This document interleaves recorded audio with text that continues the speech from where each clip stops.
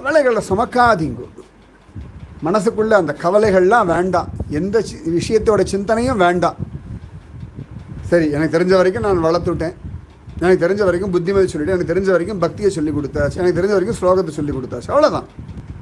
அதுக்கப்புறமா அதை பிடிச்சிண்டு மேலே வர்றது அவாவா கிட்ட தான். கொடிக்கு வேணால் கம்பு நடலாம், பிடிச்சிண்டு ஏற வேலையை நம்ம பண்ண முடியாது, கொடி தான் பண்ணணும். நாரதர் உபதேசம் பண்ணலாம், துருவன் ஜபிக்கிறது அவன்கிட்ட தான் இருக்குது. நாரதர் பாகவதம் எழுதுன்னு சொல்லலாம், எழுதுறது வேதவியாசர்கிட்ட தான் இருந்தது.